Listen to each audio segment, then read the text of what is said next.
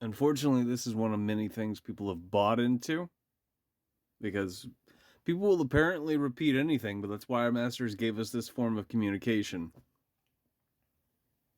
If you don't know what I'm talking about, I've said this a lot because it's fucking relevant. It's true, and it was outlined in a Davos panel, a public forum.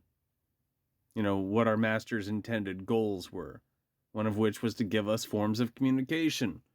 That's why AOL discs were free. That's why you got a free cell phone when you sign up for a plan. And that's why this social engineering platform I'm speaking to you on is in fact free, even though this is a China app.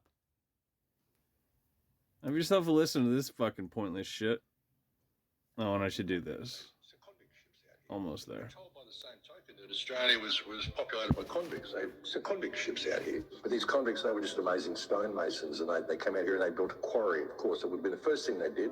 And then they built a brick factory with the bricks they got from the quarry, so they could make bricks, so they could build all this incredible European-style architecture, as you do when you're colonising a country, killing all the Aboriginal people. You know, nothing makes sense. None of our history makes sense at all when you look at the timeline we're given and the stories that we're given.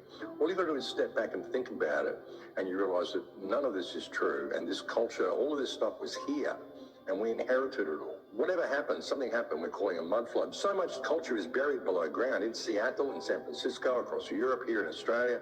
There's at least 18 to 20 feet of stuff below ground.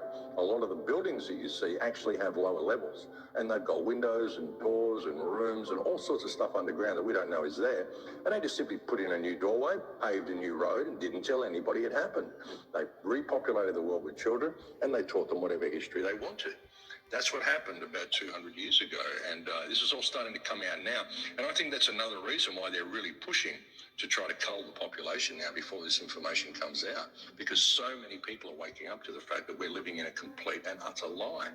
So yeah, it's an important time, brother. And I don't think any of the stuff that they're doing now they actually intended to do now. So they've had to bring it forward and move it forward because they're running scared, and they look terrified too, these politicians. When you see them being interviewed on TV, they know that the people know they're lying, and they're getting out there and they're trying to still play their parts. But look at the body language of them. They look terrified. They look scared to death that people are actually waking up. And the faster they push this, the more they're waking people up. So remember, if you run Wake Up through a reverse image or a reverse audio app, it's going to tell you fuck you.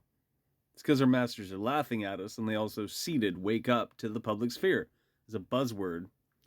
Meanwhile, I said the mud flood is an adult fairy tale. We wouldn't have access to the internet if we posed a threat to our masters. That much is, it should be common sense. That much is logic be damned. If you use the brain between your ears. The irony is our masters are erasing history, and they're using the mud flood and Tartaria and other shit like that to do so. It's a tool of propaganda. Most people aren't bright enough to pick up what I'm putting down.